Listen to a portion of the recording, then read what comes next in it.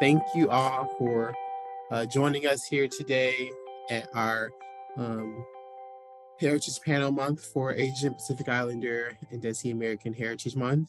My name is Lorenzo Shaw Graham, and I am the Assistant Director for Diversity, Equity, and Inclusion at Columbia School of Social Work.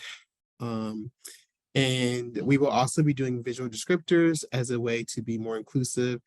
And so I am a Black African American with sort of darker than milk chocolate skin. I'm wearing glasses with my hair, which is medium long pulled back.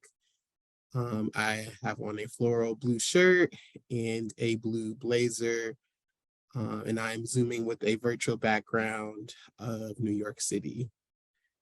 And sort of, as we begin today, I also want to take some time to do a land acknowledgement. And so we respectfully acknowledge that the lands that we gather on individually and collectively is occupied, unceded, and seized territories.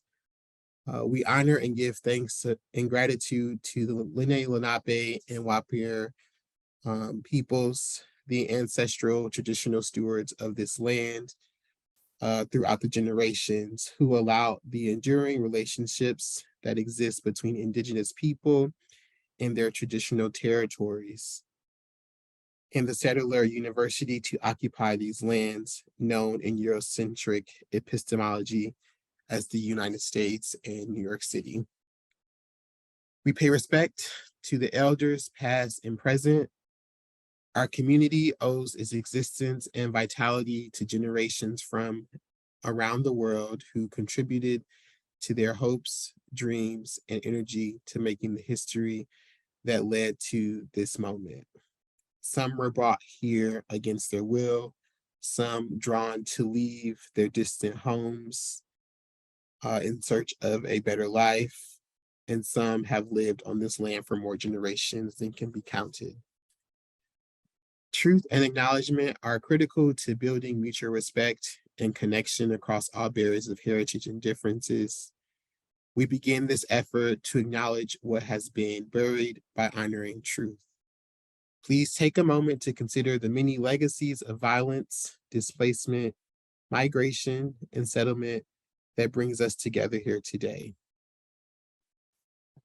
So thank you all again for joining, and just sort of as a precursor, this year the theme of our panel is Being and Belonging at Columbia, Bridging the Gap Between the Student and Alumni Experience. Through this panel, we hope to explore stories of activism and resilience in creating and sustaining institutional change. And without further ado, we will go ahead and get started. And so I will allow the panelists to introduce themselves and tell us what brings them to the conversation. And before we actually do that, I also want to just remind folks as they're coming in, and then folks in the audience, to feel free to use the chat and Q&A portion throughout. Whatever questions that we don't necessarily get a chance to get to during this panel discussion, we'll be sure to make sure that our panelists are able to answer those questions and send those answers to folks. And for the panelists, as we continue this conversation, we want this to be more of a conversation, and so feel free to jump in and take over as needed. Let's begin. So I will pass the virtual mic to Ellie to go first. Great, thank you, Lorenzo. Okay, so my name is Ellie. My name is Elise, but I usually go by Ellie. My last name is Jayakar. My pronouns are she, they, and to give you an image, visual descriptor of what I look like, I am a light brown skin, femme presenting person with long dark brown hair. I'm wearing a dark green blazer. I have a necklace on, and my background is like mostly white, a white wall behind me, and I have a little bit of a blue wall on my right side. I can give more of an introduction of myself, but I can also let other folks say their names. We can go from there. Maybe no. Okay, I'll give a little bit more. So I currently serve as the Assistant Director for Justice, Equity, Diversity and Inclusion at Good Shepherd Services, which is a social service agency that supports communities in Brooklyn, Manhattan, and the Bronx. To give you a little bit of background on myself, I'm a mixed race, Sri Lankan, Indian, and white person. I think that, well, the reason I'm here is I think that there are a lot of different experiences of Asian folks that aren't always represented. And I think that's part of the discussion to begin with, is like the representation of Asian folks. And so I myself have had a challenging time finding my own footing in community. And I think that there's a value to showing up and being a part of conversations where you aren't represented in larger narratives. And I think in particular, having these conversations at CSSW, I graduated in 2018. And I think it's really important to kind of carry the history of what has been done here and how it was done. And so when we engage in social justice work, we can continue to do that in a way that is mindful of how the history has unraveled, and also to empower folks and to push folks to feel like they can make real tangible changes currently at CSSW in their own creative ways. And I will pass it to Jonathan. Thanks, Ellie. Hi, everybody. I'm Jonathan. I use he, him pronouns. Description of me: I'm Chinese and Portuguese descent. I'm born and raised in Hawaii. Let's see. I have a background that is the logo of my organization that I work for, Apex for Youth. So I manage, just to introduce myself now, I suppose. Oh, more descriptions about me. I have black hair.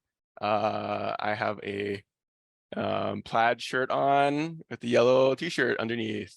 Yay, and glasses. So I'm a program manager at Apex for Youth, and I manage a national mentoring program for Asian American high school students from all around the country. And the program aims to target low-income Asian American youth in underserved areas around the country and help them build connections with each other, increase their access to information about post-secondary education, as well as improve their mental well-being. And how I heard about this event was Lorenzo reached out. I used to be a PDSA coordinator with him. It's funny because Ellie was a PDSA coordinator and then passed it over to Lorenzo and I. And like, yeah, we helped train facilitators during orientation. And let's see, yeah, I'll just leave it there and pass it to Praha, right? Hi, everyone. My name is Praha Lamisa. My pronouns are she, her. And I am, so let's see, tannish brown skin. I have 2 strands of hair out in a updo. I am wearing a light, like aquamarine shirt. My background is white and I'm on a gray couch. I am getting over a cold. What brought me here, Lorenzo and we were in the same graduating class. I also went through PDSA as a student of Columbia, and I also got to facilitate, which was amazing. And I am currently in private practice, and I am a therapist. And yeah, it's a really big deal. And I am really happy to be here because I boycotted the exam for a long time. And the day that I passed, a national announcement was released that there will be more questioning as to what can we do instead of the exam, which I think is incredible progress. So really happy to hear about that. And the timing was perfect. Loved it. So Yeah, and I'm really happy also to hear Lorenzo use the term Desi American, which is how I identify. So yeah, and I'm very glad to be here. Lorenzo also asked me as well, and it means a lot to be in community. Thank you. So thank you all so much for joining. And, I think the three of you all in your own respective ways have really, done some great things at Columbia to help move the school forward in being more anti-racist specifically, as well as, the different social justice movements. And so to get us started off, if each of you could just talk more about your journey at CSSW, specifically relating to activism, maybe the demands group. I know we unfortunately weren't able to have a panelist represented today from the demands group because of scheduling. But if you could just talk more about, your experience, especially as relates to that, prop, et cetera, et cetera. This is such a big question to try to answer. Yeah, so I started off at Columbia in 2017. I came into CSSW specifically with an interest to do like social justice work. I had been a facilitator in intergroup dialogue at my prior institution before that, and I felt like really passionate about social justice and facilitation. And so when I started at Columbia, I was like, literally at orientation, I was like, what can I do? What is this? Where is there a space to like do that sort of work? And I was directed towards Dr. Courtney Cockburn and Dr. Ovita Williams' class to design the class, is what we were calling it. It was like, before prop actually became a thing, there was an actual course at the school to design the curriculum of prop. And they facilitated it along with a couple of other alumni, which like Noel, Sydney, and Adana, all co-facilitated, which was like a really cool model to see the course being facilitated by 2 faculty as well as like alumni. And those alumni are folks that actually were a part of the demands movement. And so, yeah, when I jumped at, started at Columbia, I really jumped in and hit the ground running, where the demands organizers had been doing a lot of organizing work and really laid out sort of like the list of demands and a big part of the framework that I was entering in was like, a lot of the work was already done, right? Folks had been advocating and pushing the school to make a lot of different changes. And one of those changes was to create a course that ended up being prop. And just to give some more context for those who don't know, I feel like it would be remiss of me not to mention that demands really formed out of a bunch of women of color coming together around their own experiences and traumas from just like entering the school and feeling like, this really big difference between like their own personal experiences with folks of multiple oppressed identities and being in a school of social work where we weren't talking directly about racism, about identity, about oppression. And we were there are a lot of white folks, as most folks know, at Columbia, and having them go into communities that they're not a part of without that sort of awareness and that lens.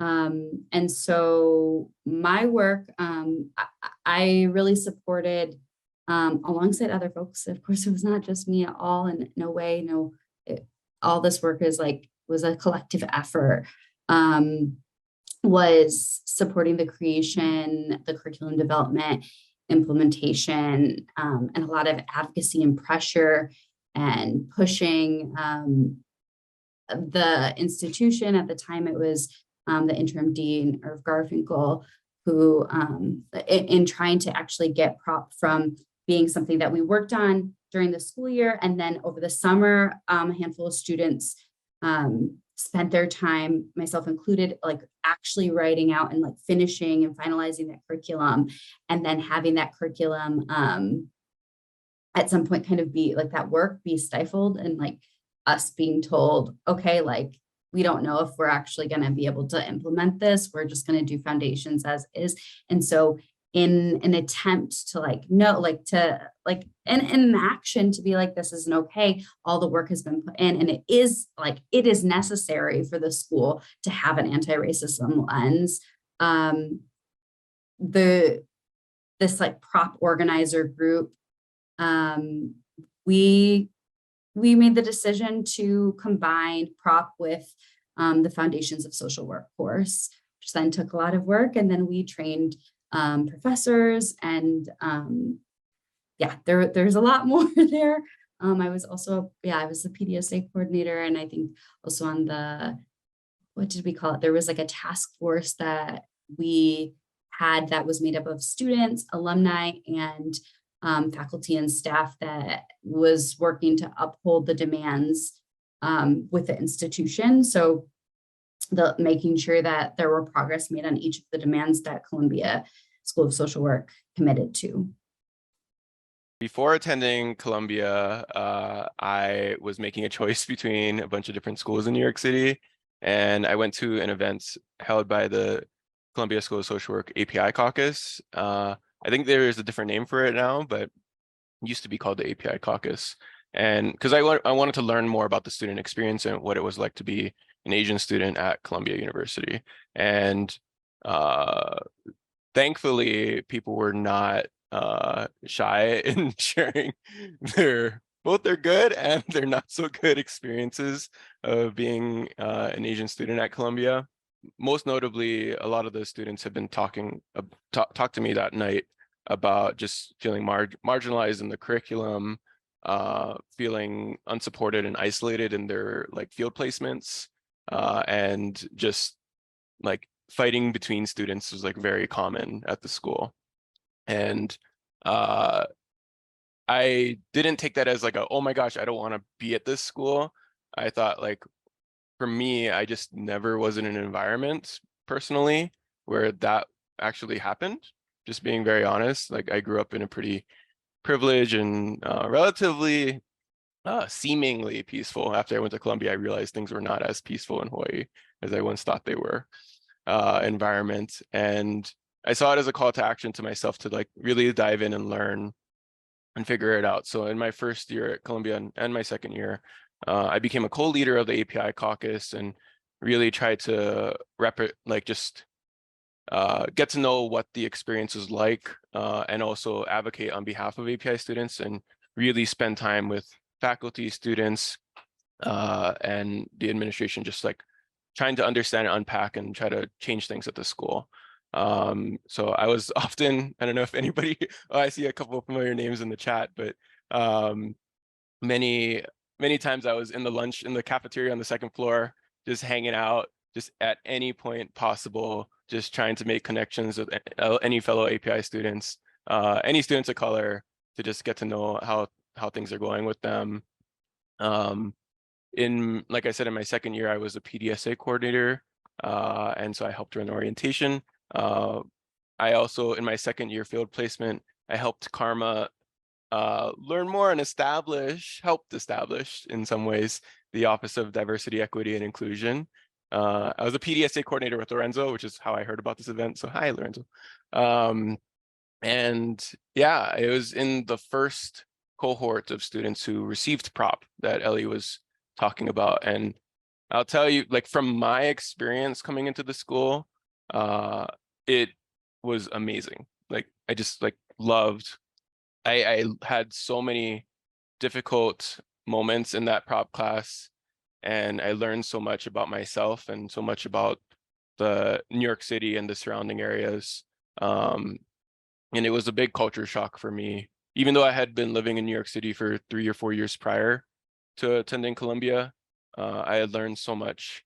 And so I'm forever grateful for all of the hard work that the MANS movement, all the students, faculty, and just everybody put into that, because it was great. And I continue to reflect on those experiences today. Yeah. So my experience is a little bit different. I was a transfer student. So what that looked like was I didn't have my first year of my master's program here at Columbia. I had it during undergrad because I got my bachelor's in social work, and I got it at NYU. And I remember a dean that I'm very close to telling me, "You're not gonna like Columbia. You should stay at NYU." And I remember saying, "Yeah, but I want to know what's going on over there. Like, I still want to go. I want to check it out." And so, my journey was different. We started in the summer, and it was accelerated. So in about like 18 months, we were done. And then 2020 also being the pandemic year, there was a lot of disruption. But from the moment that I attended, seminar during the summer semester, I was dealing with a lot of the differences in, quite honestly, in progress here at Columbia that I noticed that was in stark contrast with NYU. At NYU, being a BSW student, I was very close with the MSW students, and there was a lot of organizing, and there was many demands that we were able to institutionalize and operationalize because of the efforts, the activism, and the demands that the students had on campus. And even looking deeper into how social work schools have changed just in New York. I know prop was pushed forward by students in the same way at NYU. Drop, which is a similar course, was also years before pushed by students. And the same with our field day, with our curriculum. There's so many things as students when we're first coming into a school that we're like, "Oh my God, this is so great. Like, I like this program," or I really like this course. But sometimes we're not always understanding that these things were fought for. These were not things that were offered by the institution. It was by the organizing of students, of alumni, of people who came together and were like, "There's something lacking and we want to do something about it." And in the same way, at the time living in Harlem, being someone who grew up and was raised in New York, I was very, I was disturbed that one of the things that we were asked to do was get into groups, be randomly assigned a community in New York City, and then kind of go on a field trip in essence.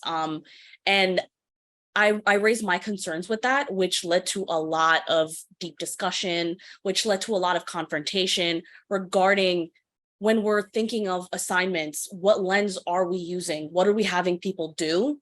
And what's the intentionality behind it? So I think for me, as someone who's very, I care a lot about intentionality. And so for me, there was a lot of tension between when I would be, in a class, and I would be outwardly critical of what we were either discussing or the lens that we were taking, because I believe education is collaborative.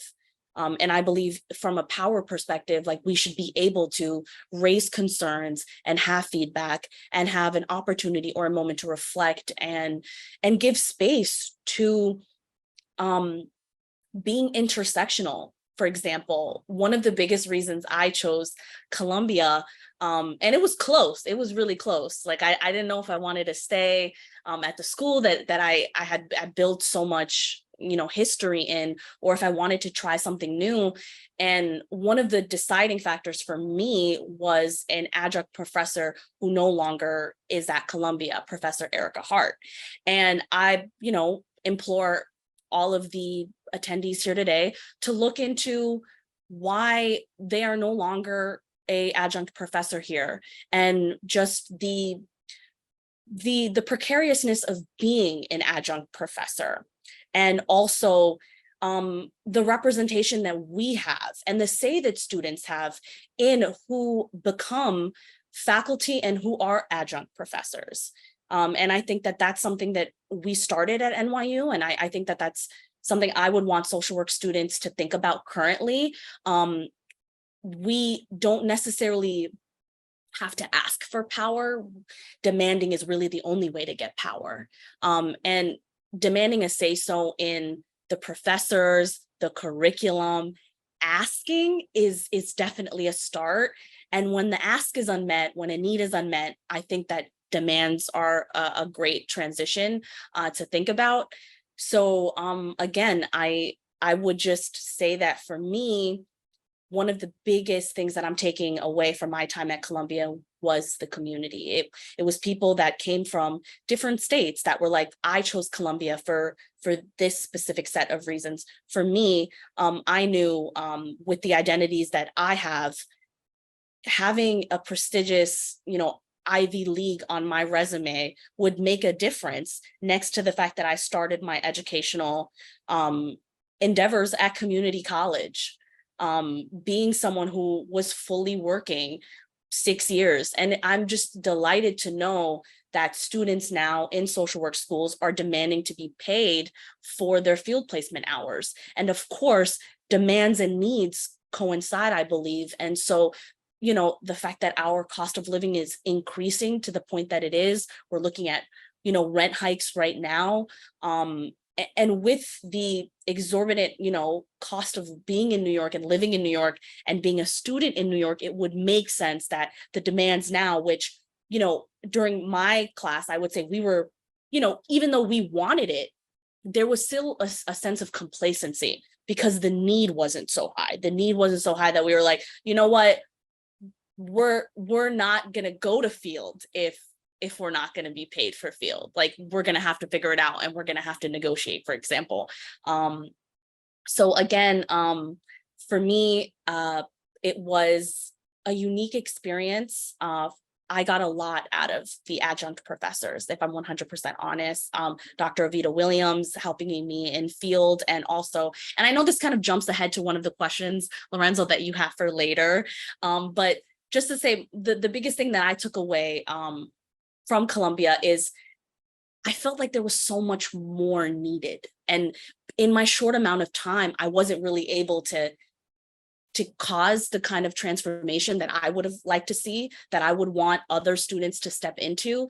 And one of the biggest things that I think for me as a social work student as a whole that stood out to me was the Undoing Racism workshop that is offered to all of the students in social work schools in New York. And for me, as someone who has been through the workshop twice, the Undoing Racism workshop for me has been like the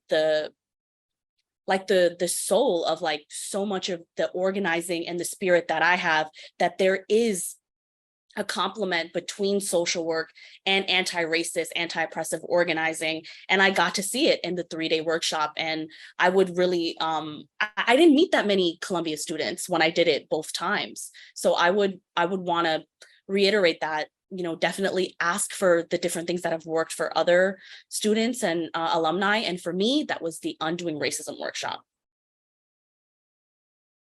I'd love to really quickly jump in and just also name that one of the demands was actually this office. This is like a different iteration of a demand that was like a space for folks of color to gather physically in the school, initially introduced by the demands movement, and then like a lot of different organizers, myself included along the way, advocated for this. Folks even created an entire plan for this and pushed the school. This would not have happened. This office would not exist without organizers pushing for it. Prop wouldn't have happened. There are so many things at the school that even today are not the iteration that was asked for. They are you in organizing, you don't always get what you desire. And it's not like it's kind of like you take what you can get sometimes, and you keep pushing as you go throughout the years and hoping that eventually we'll get to a point where it is the iteration that is the least oppressive, the most anti-racist. And so I did want to mention that. No, I think that's super important to bring up. And I think, that's another reason why we decided to, have the theme that we had, so that we can continue to tell these stories and really uplift the work that has been done and continues to, be done at CSSW to create change. And so, thank you all. And so as we sort of move into the next question, which I think some of you have already answered, but I invite you to, share more deeply, a defining moment or transformational experience that might have spurred your advocacy or activism at CSSW, and how might the continuation of student activism with the demands group that we just, spoke of inspire you to advocate at CSSW? So that was a loaded question. So let me know if you need me to, repeat. I could share a defining moment for me. There have been so many defining moments. For me, one of them that comes to mind is a contentious conversation that took place, and it was about the use of the word privilege. And I'm someone who believes in scholarship, and one of my favorite things about the social work profession in general, and just the use of people who are not part of the dominant class of a society having access to education and having access to space and power and resources, is our ability to contribute language. And I think that that's very important, because for me, I saw the change within all of the places I've worked, all of the classes I've been in having language, like the concept of intersectionality being one of those things where we can describe the fact that things are different based on the identities that you have. And that's important, like in order to think about the dedication that people before us have had to naming something and to pushing something forward in terms of, I want to be able to describe an experience. I want to be able to put a name, to offer something, to legitimize, to validate, to be able to communicate something that I'm experiencing, something that my people are experiencing. And not only does that do so much for visibility, that just does so much for dialogue and conversation. And I was raising a point that I was very, I was agitated by the use of the word privilege. And I was saying, I understand what it means to say I'm well-resourced. I understand what it means to say I have power. Can we be specific? Can we ask and demand for specificity instead of having a blanketed word like privilege, which I thought absolved a lot of the people that were using the word privilege from any ownership to do anything about it. There was no call to action with the word privilege. There was almost nothing. It was like, well, privilege. What am I going to do? It's my privilege. And for me, I was like, that's not enough. That doesn't mean anything. I don't think we're saying anything with the word. And I asked, I'm like, is it a privilege to be in a dominant class? Is it a privilege to be an oppressor? Is it a privilege? And if it's not a privilege, what can we create together? What can we offer instead? What is the alternative?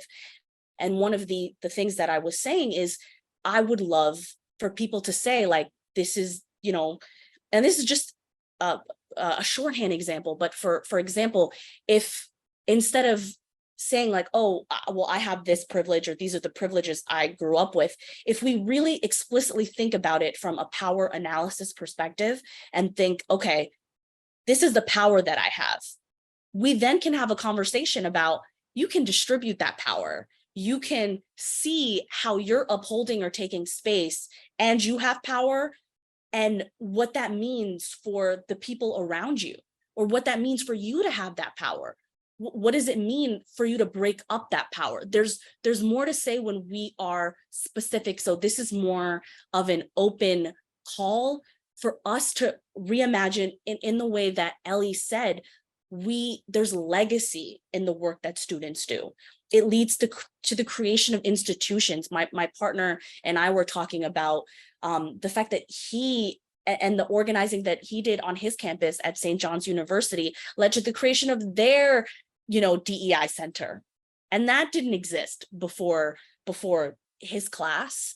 And in the same way, there's going to be language and there's going to be, movements that come to existence because of our intentionality of saying, I think that there's a gap here. I think we can do more here, because there was a time when the word that we're using for privilege did not exist, and we didn't use it in the way that we're doing. So can we go deeper, and can we kind of unveil what we're actually talking about when we're talking about privilege? And the case that I'm making is, a lot of times we're talking about power. And I feel like privilege can be one of those things that absolves people who have power, who have resources, who have access, from sharing, from disrupting, from dismantling the systems that they benefit from.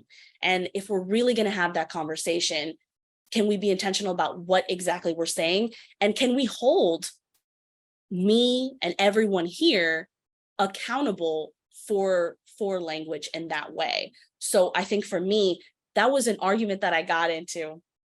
And the professor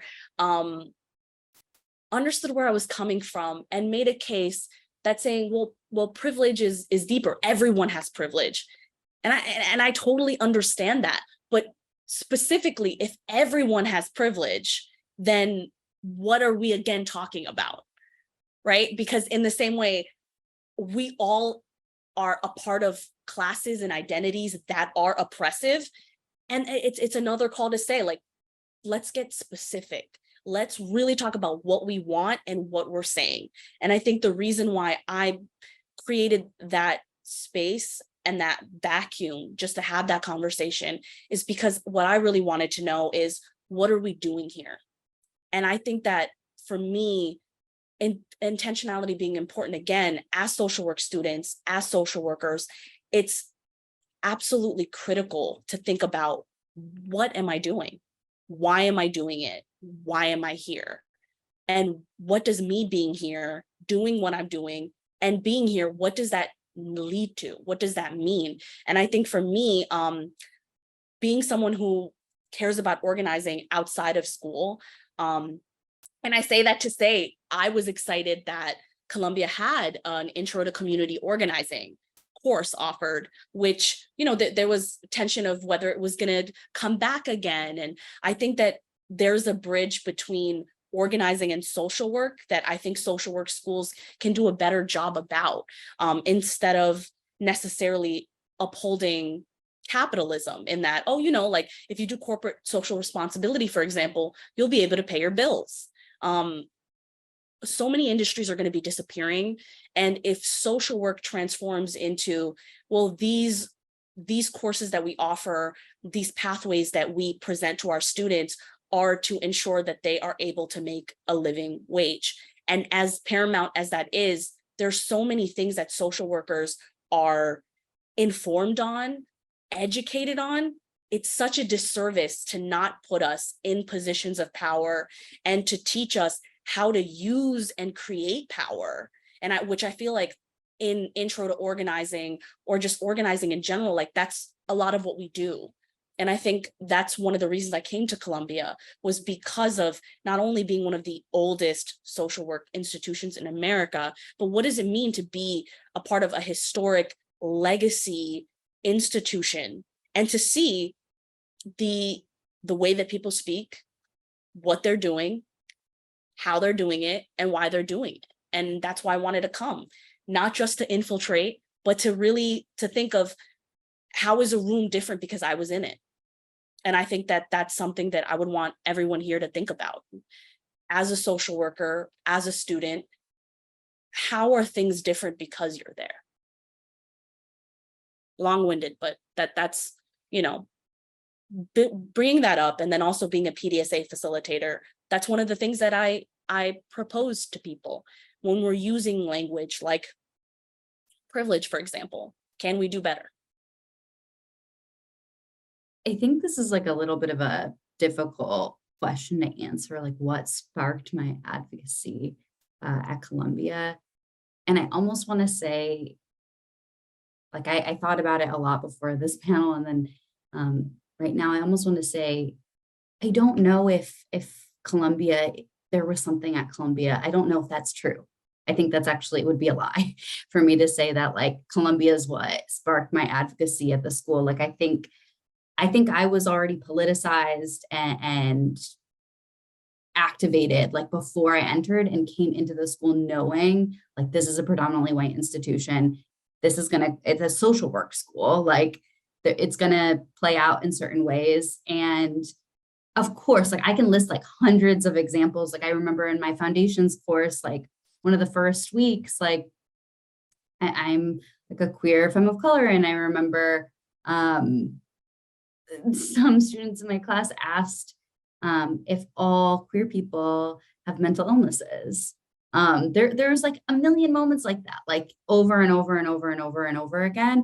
And I don't think that like that instance like is what made me who I am. Like, I don't think Columbia could do that or like take that away from me in any way. Like, I think this is like just a part of how I navigate the world and the way I see the world. But I do think that there were so many instances and it was so difficult, like not just for myself, but so many students, like really like the POC support space, the women of color support space, all those support spaces were really like out of necessity because people felt so horrible. People hated going to Columbia. Like I hated walking through the doors and feeling like my coworkers, my professors didn't necessarily get it or weren't always on my side. Like I felt like there were like a number of moments where like things that were taught in classes, I was like, wait a minute, like there was a whole huge lens that's missing. And we're forgetting about those who are most impacted, most oppressed. And that's like the point. So I don't know what we're doing here. I think like through my organizing experiences at Columbia, I definitely learned a lot about how institutions work. I learned how to navigate things. And I think like something that's like defining about schools of social work and organizing is that they are more or less, some folks take longer, some folks, like I think I did like, what is it, like 16-month track, 18-month, I can't remember what it was, but the shorter track, like more or less people take about 2 years. So that's not always the case, but like 2 years is like the like average like 2-year program, right? And what happens with that is folks come into the school, they start off their first semester, they're just learning. And then maybe after a couple of weeks and they move into their deeper into their first year, they're like, wait a minute, like these things feel sticky. Like these things are not okay. These are ways that the school's problematic. These are like things I want to do. And maybe at that point they connect with second year students. And then by that point, like those students are graduating. Like it's like so because it's only 2 years, like you only get so much time with folks. And so even if you make all this progress through the 2 years that you're there, I feel like a big way and one of the things that folks that did like the prop advocacy and prop organizing and demands organizing, one of the reasons we were successful and able to make as many changes as we did is because folks stuck around. Like folks graduated and they still like they came back and like, right, like there were the alumni that were still facilitating the prop courses and sharing that legacy of like what had happened, how it happened, and like having conversations outside the classroom and outside the school too, saying like, hey, this person is somebody to like kind of look out for. Like they might not, like you might trust them, but they might actually like not be a good person to trust for these reasons. This is what's happened historically when we try to push these things through. And I think like that's like such an important lesson and such an important thing for current students to like think about and learn is like, how can I sustain this work even when I'm gone, even when I have a job? Like, what can I do to like somehow make sure this doesn't end with me? And so the work can continue beyond the time that I'm here. Because otherwise, when you graduate, that is just can be completely forgotten, or it lives in like faculty who like, I think that's like another piece that's important to mention is like also not just students of color or like folks with like multiple oppressed identities, but there are a lot of faculty of color, tenured faculty, tenured track faculty, adjunct faculty who put a lot on the line over and over again, and often behind closed doors in ways that folks don't see or hear or know, because it can be like risky to do that, right? So sometimes some of the work that's done is done in ways that are a little bit quieter, or in spaces that students aren't necessarily aware of. But to do this work, I think really important is like, you don't want that to just live with like the couple of people that are always doing this work at CSSW. You need a bigger reach. And how are you going to do that? What are like the creative and tangible ways you can create change in the institution? Thank you all. And so before we transition into our Q&A, I want to remind folks that, if you have any questions for our panelists, please be sure to, put those questions in the chat or in the Q&A. If you would like to ask an anonymous question, I believe you have to use the Q&A portion of the chat to ask that anonymously. And so before we transition, I want to ask our last question, or one last question. So given the, many things that shape our identities, since we've had lots of conversation about our identities, the identities of others, at CSSW, what does belonging and inclusion sort of mean to you? And, did you find the spaces where you felt included and that you belonged? How and where? And I know, some of folks, I think Jonathan mentioned, the API caucus. But yeah, if you all could just talk more about this, and then we will transition to our Q&A. So luckily for me, like even before I got to the school, like I just, carved out and made sure that I felt comfortable, which is why I went to that API caucus meeting before I even was a student. And so for me, that was the API caucus at the school. Every single meeting I went to, like I felt at home, at peace, and comfortable. But in addition, like I built a community with other leaders of the other caucuses, namely the Black and Latinx caucuses. And, we put on the first, at least what I think is the first people of color graduation ceremony. And it was really, really like interesting. And there's so much like different feelings about having a joint celebration for people of color to do a graduation ceremony together. Lorenzo, I don't know if you remember all this. And so it was very interesting, but at the end of the day, like getting all together, all of our families and our friends to celebrate along with other faculty members of color, and just being together, it felt really powerful for me anyway. And I still get emotional just thinking about that event.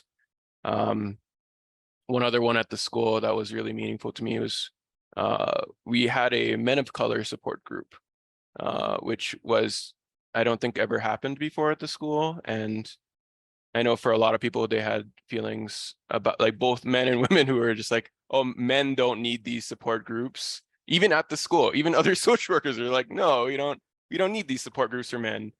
But, being part of that group was just like, I felt like I was able to help, but also receive help and be held accountable by other men, and also hold other men accountable for whatever they say, and help them navigate their feelings about things. And so I felt like it was a really nice and really supportive space for me.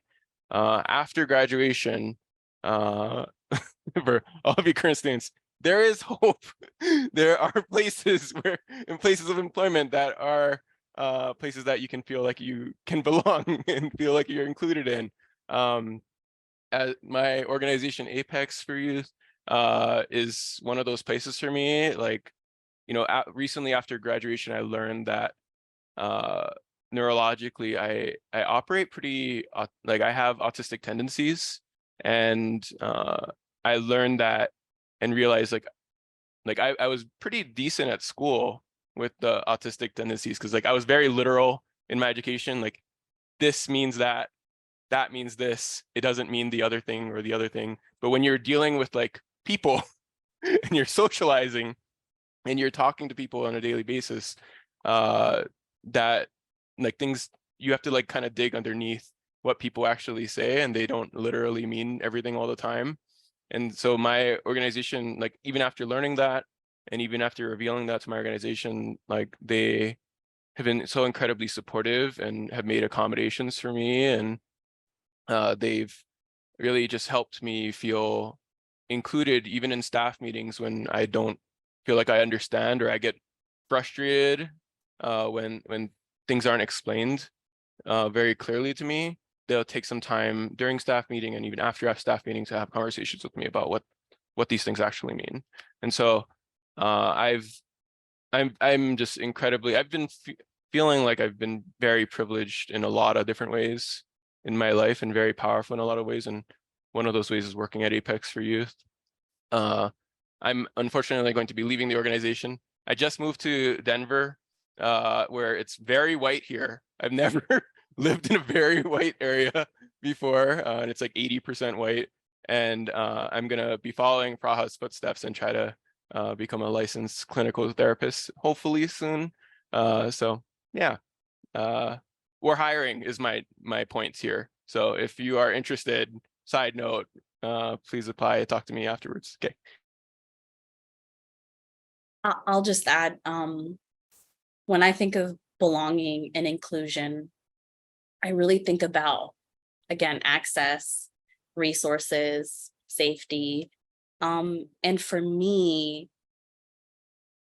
I actually, it wasn't until I graduated and started in my career working with survivors of crime that I took a step back and recognized my own mental health. And it was, you know, the first time that I wasn't doing 7 days a week, because I did 7 days a week for 6 years because I had to work, had to be in field placement, and I had to be in school.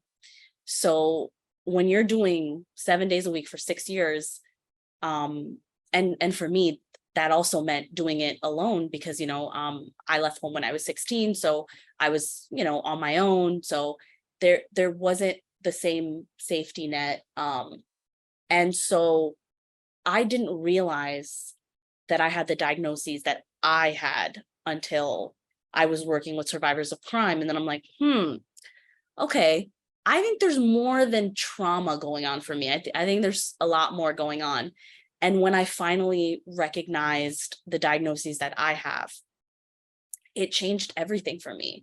And I'm bringing that up today because my entire time in school, my whole life would have been different if I would have known that I have the diagnoses that I have. It would have changed the way that I was in class. It would have changed the way I did my assignments. It would have changed everything if I knew, A, that I was struggling with what I was struggling with, and B, to have accommodations. And I think that disability justice is so important because it's just something that we don't talk about unless someone already knows that they, you know, because for so many people, especially with mental health, because it is invisible, and because for me, the reason I didn't recognize the diagnosis, and I'll share now, but one of the diagnoses I have is ADHD. And the biggest reason I didn't know I had ADHD was because nowhere in the curriculum or in the DSM or in the way that we spoke about it, was there any representation of how it would look for someone like me. And it wasn't until a friend who identifies as a Black femme person posted, yo, I really hate ADHD because of all of these reasons. And then I went, wait a minute, is that ADHD? And then it was the biggest light bulb moment for me. And I'm bringing that up because accommodations are such an important part of belonging and inclusion. And accommodations of socioeconomic status are so important because when you go to institutions, elite institutions at that, institutions where people are, you know, that have really big endowments. You may not be able to have the same experience as people because of not just your identity, but your social standing and your social location. And I think all of those things are important.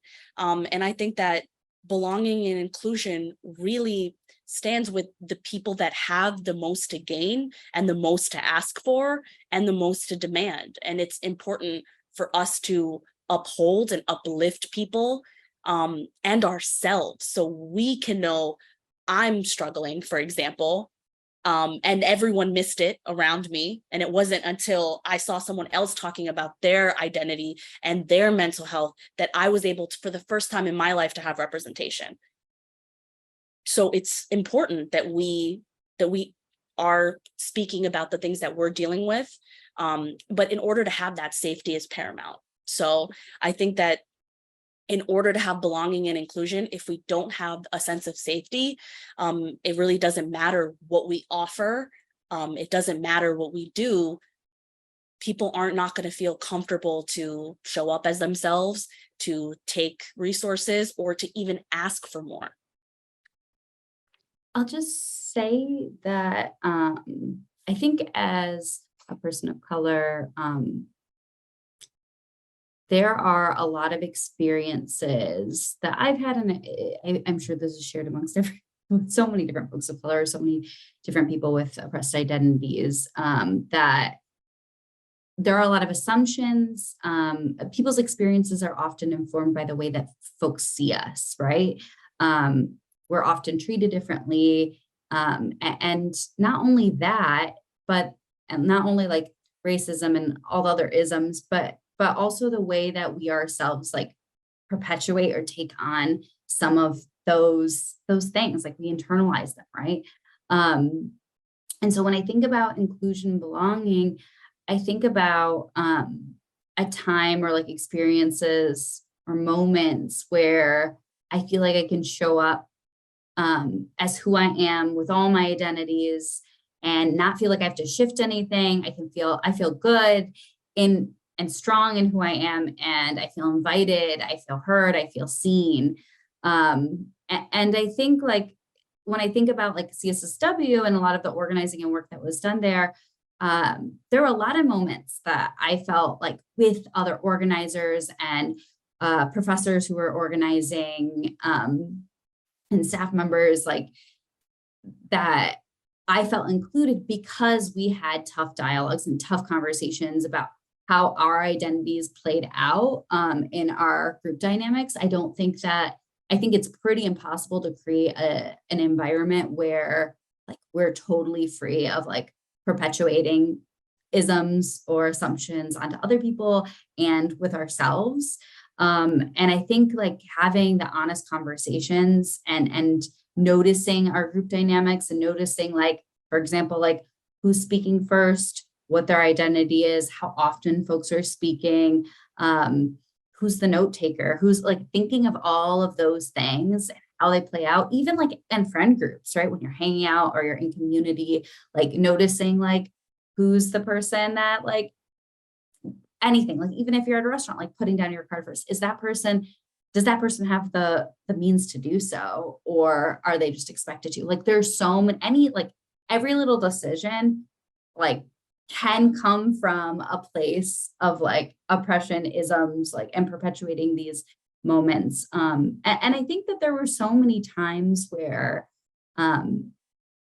people stood up for me in different ways too. And like, I felt like I had a really unique experience with organizing where I did have like moments where folks who I really care about even said like, hey, like, it feels like you're silencing yourself. And I wonder how that's related to like your own identity.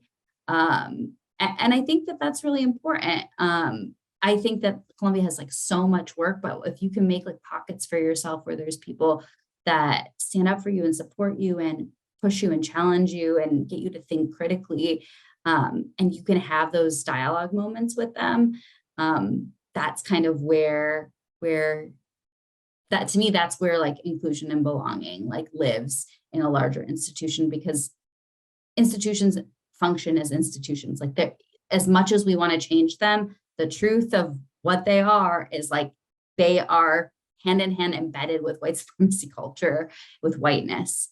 And so like, I think the real way to like break free of that, and like you see it in like so many of these conversations we're talking about, like men of color support space, all these support spaces, like where folks are like finding community, finding their people, and then like pushing it further and having the harder conversations and challenging each other and ourselves to think about the ways that we're participating in it too. Awesome, thank you. And so our first question is, what does mentorship look like to you? So maybe, I know that was something that we were going to discuss anyway, so maybe if you all could just talk more about the importance of like mentorship, whether that be with faculty or staff. I know there were a few, names that were mentioned earlier, and, just wanting to uplift that and, have more of that a part of the conversation. I mean, my job basically is running a mentorship program. But the odd thing about it is I didn't feel like I had many mentors growing up. Never really had it, and kind of had to figure it out. And I really tried to build connections with mentors, but even at CSSW, I tried to reach out to professors to like do more, or like I wanted to like be a research assistant, or I wanted to just like learn more from them, but there's so many times where I like just didn't get a response back, or didn't really I just got a response like, hey, we don't have enough spaces, or didn't really have like time for me. And I questioned like my worth and all these things because of that. And I was like, oh, is it because I'm a man, or is it because, oh, these programs for mentorship are not targeting me? And I just felt really down because like I didn't really feel like, well, maybe there's like all these other spaces for men to get mentorship, but I'm like, I can't find them. Where are these places? And so I got really down. But luckily, in my second year, this is a lot of my first year, but in my second year, I met Karma, and I met Sheku, and Tomomi started working at Columbia. And I was working alongside them as peers, because when we were doing PDSA, they were my colleagues. But just like informal meetings with them, and just being like, hey, they're asking like, hey, how's your classes going? Or hey, how are things going in your life? And they would share like personal anecdotes. They would share things that they've gone through. They would give me advice themselves, and also hold me accountable to not only my grades, but just like just how I'm doing socially. It's been so helpful, like just all these one-off conversations with Sheku, Karma, and Tomomi, and and even Jessica too. Just it's been really helpful. So, to answer your question a bit more directly, Lorenzo, or whoever asked the mentorship question, mentorship to me is not only like making time for your mentee, but also like being actively involved in their life, and in all these other aspects, other than like a very specific goal-oriented way. Yeah. I can name a handful of folks that I think really made my experience like a lot better, and were supportive, or that I think the best way to put it is like, I wouldn't necessarily, I don't know if I use the term mentorship so much in my life. Like I was like thinking about this, I'm like, oh, I don't know. And I don't know if I'd formally say this, but I think there are a number of folks that I was really in community with. And those people are Courtney Cogburn, Vita Williams, Professor Z, Erica Hart, Owen Wu, Stephanie Stolzenbach, Jessica Montoya. Like I think there's so many people that like were really supportive of me, and like saw me and cared about me. There were moments where I know for a fact that like this is like an aside, but there was like a point with like the organizing that like me and a couple other folks like were in trouble at the school and like possibly were maybe going to be expelled. And a number of those professors like stood up for me and the other organizers and like had our backs. And like, I don't think there's anything more meaningful than like folks really being like, this isn't okay. Like, and like putting that also their own jobs or like their own security at work and like the way that they're seen at work on the line. And I think that that is really special to be in a place that I think we were like, there was so much wrong at the school. There was so much activism, so much organizing, so much pushback, and to have folks that like genuinely care and did check in and like were worried and like called me on a weekend, you know, like that doesn't happen everywhere. I think for me, specifically just thinking about my time at Columbia, it wasn't necessarily that. I think mentorship in general is something that can be such a great responsibility and an honor either to mentor or to be a mentee. And for me, I think there's moments of mentoring that meant a lot to me. I think for me, Dr. Ovita Williams just really helping me in with field and like making sure that I was placed and, you know, like really listening and thinking about the things that I care about and offering placements that fit that. Like that's important, you know, like really setting the time aside to listen to someone, get to know them, and then, you know, base recommendations and help them along based on that was, you know, that's what really colored my experience. And then my field advisor, because that position is something that was unique to me because I didn't have that in undergrad when I was doing social work. We had like field class and we had a field professor. So having a field advisor was so important because when it came to advocacy, that's who I knew I could go to. And my field advisor advocated for me. And in a sense, I felt mentored in that way of like having someone beside me in the way that I feel like, Ellie, you've described, like, what does it mean to like have people around us that believe in us, fight for us, care about us? And I want to give a shout out to two professors as well. Professor Bunch, who taught human resource management, and Professor B, Katrina B, who taught two of my classes, one of them being financial management. And both of these professors being, you know, leaders in their field and coming in to class and just, you know, treating us with so much dignity and bringing so much of their resources and taking the time to really see us, like whether it's in the things that we turned in. And I think that moments of mentoring can happen there too, like with a professor, you know, with someone in administration. And although I didn't have like the traditional sense of it specifically at Columbia, I think that those moments meant a lot to me. And one thing that stood out is Professor Bunch had someone sub in for her one day, and I was giving a presentation and I didn't realize that she was recording the presentation to send to Professor Bunch, but I now have access to a presentation that I did because someone decided to document it.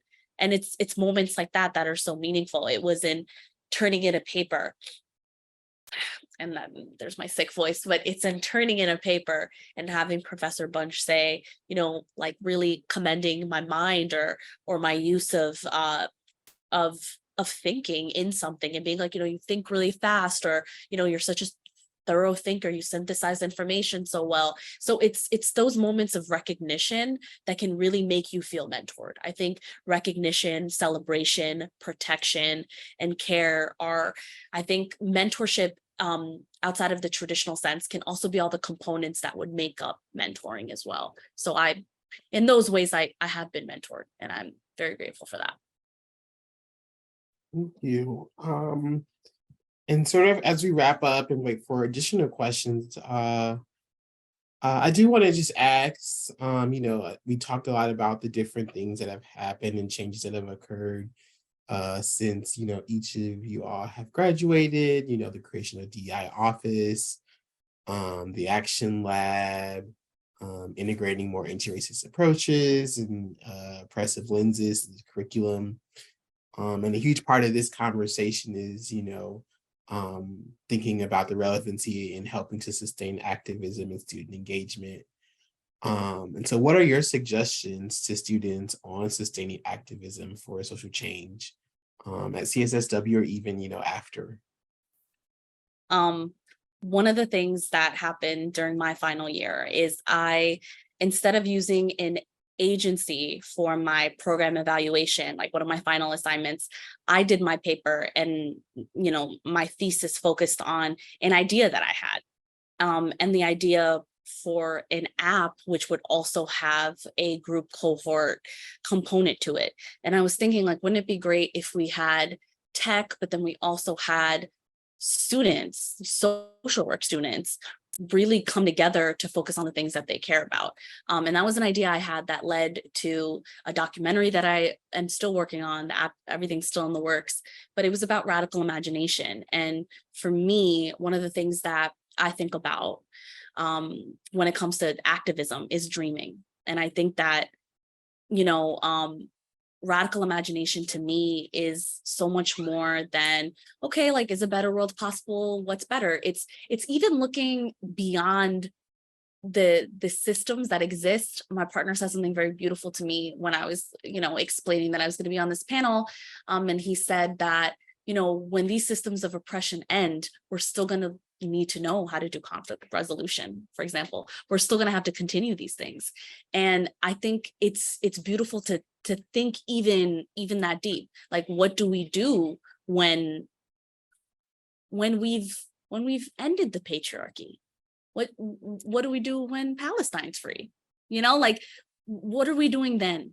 And I think for me, radical imagination is so important. And I would just invite everyone here to really let your activism be inspired by your dreams, by the things that are not in existence right now. And you may not have seen it, felt it, tasted it, but you're being called forth to bring it forward. So I think that the word that I'll leave is innovation. Like, how can we as social workers really think about innovation deeply?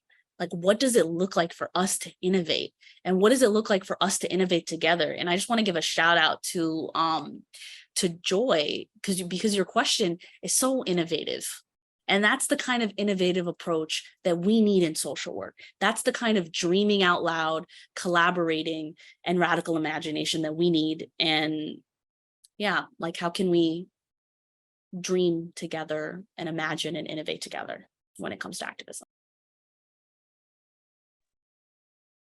I would say, I don't know, I've been thinking about this type of these concepts and questions for a minute, like in my own work right now too. And I think what I've kind of come up with is, don't get cocky. You don't know everything. Nobody does. Be willing to, like, listen to people, like, actively try to listen to people, even when, like, you don't think that they have, like, good politics, like they have worse politics than you. Like, if they're in the same, like there is something that can be taken from folks and, like, learn from, even when, like I think it's like being willing to actually engage in an authentic discussion and dialogue around things, and push each other. Because, like, genuinely, like, I recently had a conversation with somebody I work with where so many folks were like, this person, like, no, like, their politics are so bad. And I think, like, spending, like, real authentic time with them, like, I realized, like, some of the things they were pointing out were really real and were just being dismissed because of, like, the dominant narratives in the organization. And other pieces, like, yeah, they could do some learning too. And I think, like, we can all learn from each other in that way. And then also, like, I just, like, have to say it, like, I think, like, be really careful of like this like pitfall of like you do the work, so, and like, you know, the language. Like, I think Columbia now like really uses like all the social justice-y language, and like, so what? Like, so what, you have the language? That's not enough. Who cares? Like, you can be the most radical organizer in the world and not be in academia and not know any of this terminology. And I think that's like something that, like, I don't know, sometimes I'm like, you should be able to talk about these things to people that don't have the same language as you. You should be able to like have a conversation and like talk about these things in a meaningful way that isn't using all this jargon. And like, I think I would push and encourage everyone to be able to do that, and think about like the way that you're using your language to like articulate things in ways that are servicing you and feeling like you're doing something good, when you're not necessarily pushing or being creative in the way that you're challenging norms, and like actually taking action to like have real conversations. Like, I think direct to action can look so many different ways. You can be creative. You can think about like what's going on in the school. Like, one time we flyered the entire building. Like, did we have permission for that? No. Organizing, you usually don't have permission for things. Like, thinking about ways to do things that aren't like allowed and okay, including like the way that you're talking about things.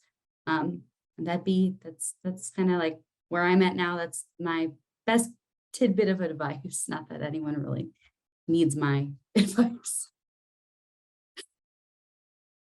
Your advice is very helpful, Ellie. Even for me as an adult and graduate of social work school. I have two responses to this, and the first response is to people who are more similar, come from more similar backgrounds to me, who are coming into the school with a bit more naivety, I suppose you could say, when it comes to even understanding what anti-racist or anti-oppressive work is. First, like, you know, we're having a conversation about being more like getting more involved in activism and being like sharing your voice. And for me in my first year, I didn't even know what I wanted to say. Like, people are like, use your voice. And I'm like, I don't have anything to say. And so like, don't, my first thing I wanted to say is like, don't feel pressured and don't pressure yourself to say something and be like, I hate this, or like, this isn't okay, when you don't even know if you're just like, I don't even know if that's okay or not. Like, I think there's a tendency, like, and there's a lot of groupthink that can happen in social work school, and you're just like, yeah, let's fight the power. What is the power? I don't know. And so just, learn, like, your primary, goal as a student is to learn. And so, you don't owe the school anything. Activism needs to happen, but it needs to happen from especially the people who understand what the problems are and can really fight for that change. Now, when you're ready to actually like make a change, or like you want to stand up for something, and even if you're not ready and you want to learn, know that there's like a ton of students who feel, and even faculty members who feel uncomfortable or about language that's been used or actions the administration has done, and they, like, you're not alone in your feelings, especially at social work school. Like, anything somebody has said or anything somebody has done, people might feel uncomfortable about. And so, at school, I just really hope that you can leverage the DEI office, put on events like, Lorenzo, fund these students, okay, please. And like, give them food, give them whatever resources they need to help make the school and make the New York City community a better place to live in and just exist in. And, trust that, like, even though the administration in the past, and even probably still, I don't know the new dean, but it's, even if there's some things that are questionable and actions that have questionably been taken, know that people are there to be supportive and there to listen and try to figure things out with you. And, I I just wish you all the best, activists. Like, it's a very lonely road to be an activist and push for something.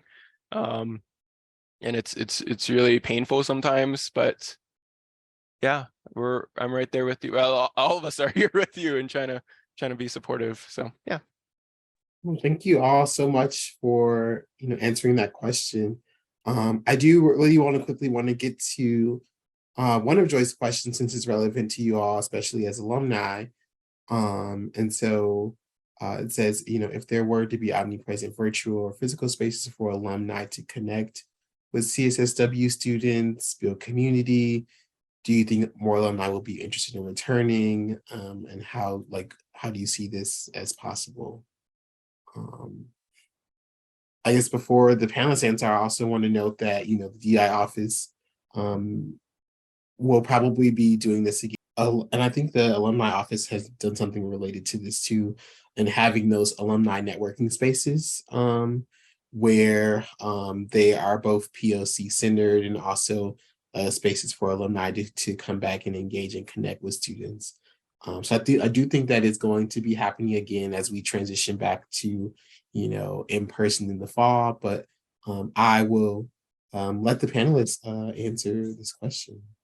From a lot of alumni that I know, like right after CSSW, they're like, I am done. Like, I am not doing anything more for this school. And it's just, they've had very negative experience in this school. They've done a lot and they've been activists at the school and they've really helped. And so, I think, Joy, to your question, I think it really varies, based on the person. CSSW has been a pretty traumatic experience for a lot of people. Even when Lorenzo reached out to me, like, I had my own traumatic experiences at the school and I was just like, I don't know, Lorenzo, can I see the questions beforehand? Like, I want to understand what I'm getting myself into before coming to this event.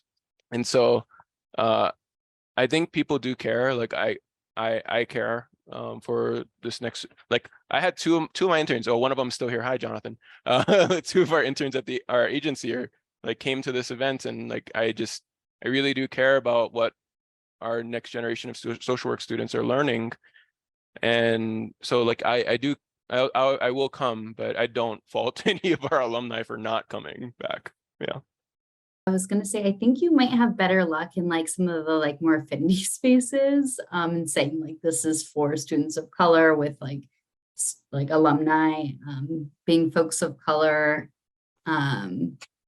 for all the reasons Jonathan just named.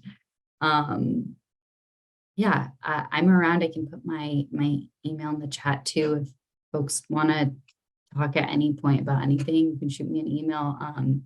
And I can attend a networking event or something like that, no problem. But I think in general, folks are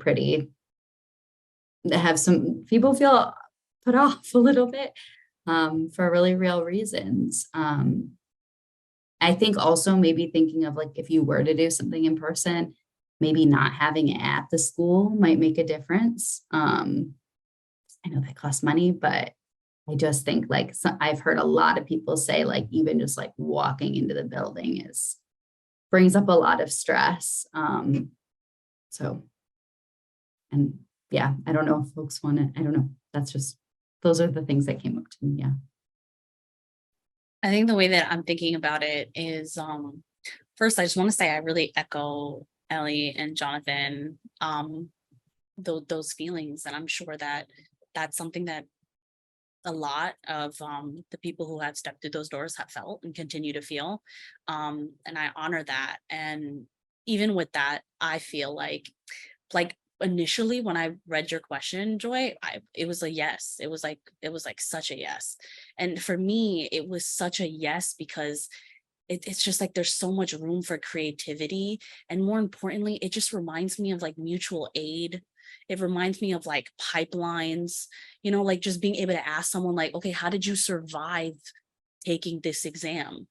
Like what do you think I should do about, like, should I steer clear of this institution? Like, should I work here? It's like just having more community is just so helpful, especially because when I think about it, I'm thinking about it from such a survival component. And I just feel like if it will help students, you know, and it specifically in a way of like, I was a student.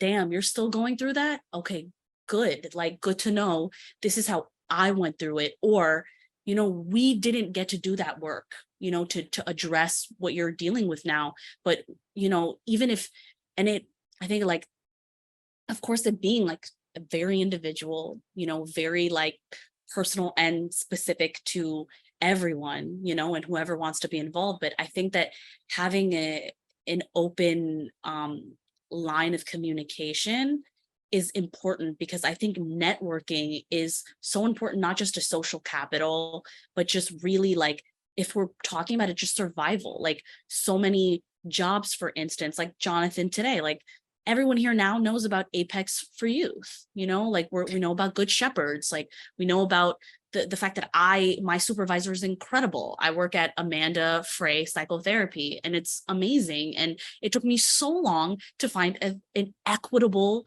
supervisor who like wants to actually compensate me.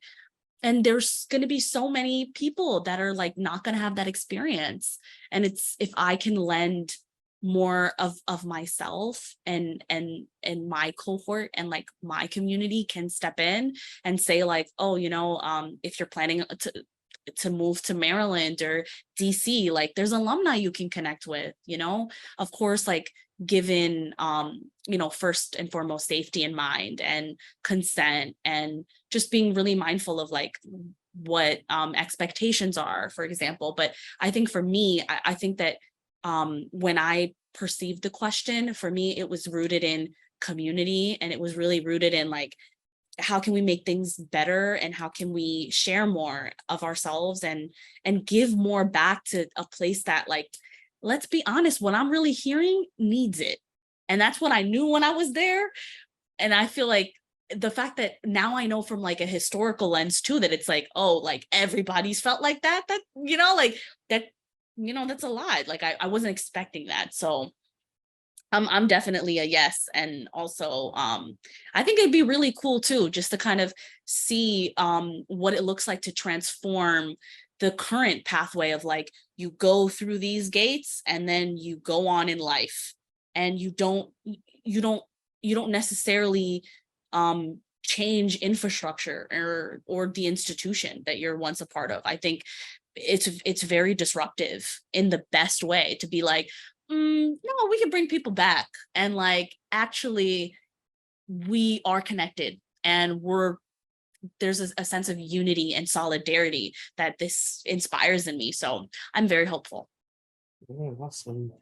And thank you, and thank everyone for attending, but thanking, you know, our esteemed panelists for specifically, you know, not only their answers, but also specifically how they provided space for the yes ands in this conversation throughout, and recognizing, you know, points of, you know, praise, but also points of critique and criticism. And so thank you, you know, to the three of you all for being a part of this, and you know, really, you know, sharing your stories with our students and staff and faculty. And so, you know, as we, you know, end today, I just want to, you know, share a reminder that this will be shared as it was recorded. And if you do want to reach out to our panelists, I believe they have shared their information in the chat, and also will be available via LinkedIn as they, you know, choose to, you know, add or, you know, things of that nature. So thank you all so much, and may the 4th be with you, and enjoy the rest of your day. Bye.